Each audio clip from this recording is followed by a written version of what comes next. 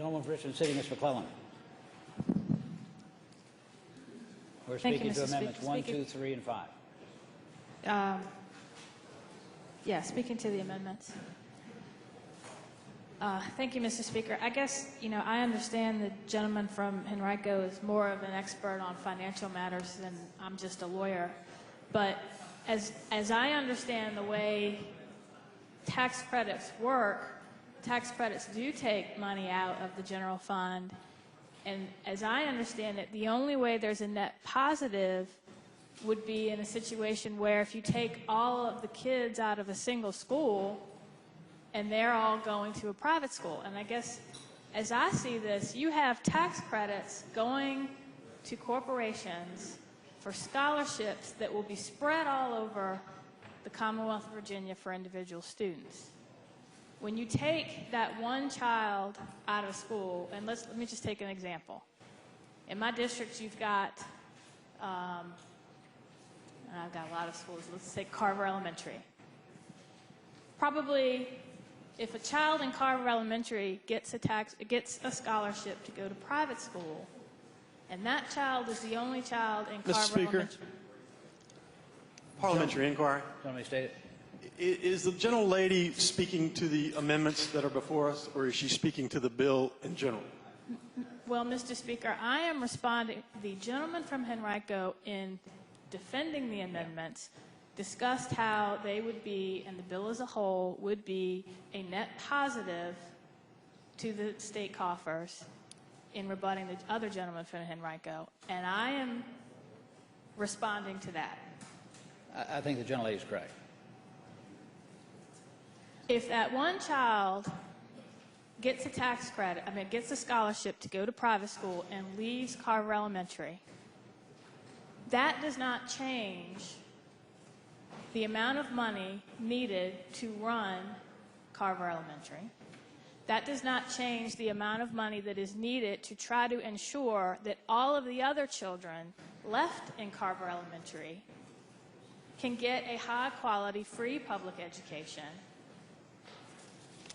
that ideally would be on par with what that child is leaving to get. Now, in this part I am going to speak to the whole bill because some of you may think that these amendments make this bill better, but you can't really make a silk purse out of a sow's ear. And there are some of us who are very concerned. We are not funding K-12 education today to the levels we were in 2007. Over the years since the Great Recession, we made cuts to K-12 education that had direct impacts to our schools, particularly in low-income areas, where that education is needed the most to be a great leveler so that those kids have the same opportunities as other kids aren't lucky enough to get a scholarship to go to private school.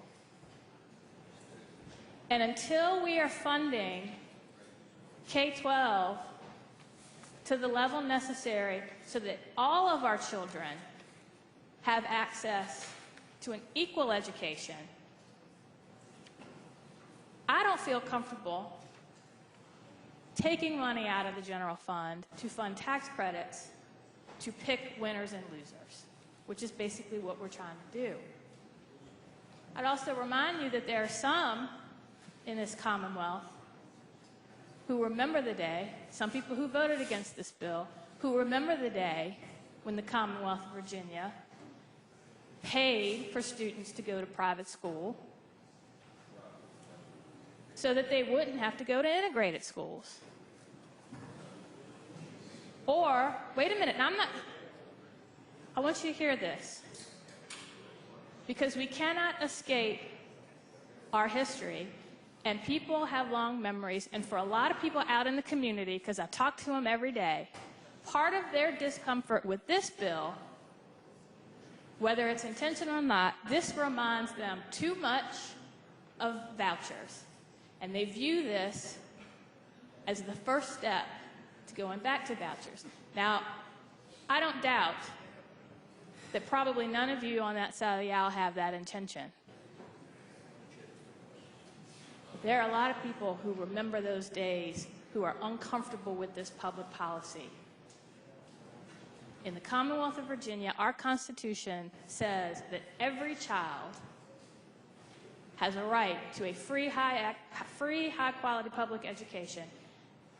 And we have attempted, or should be attempting, to ensure they all get it. And if there are schools that are struggling and schools where they're not, we need to focus on what needs to happen to raise those schools up.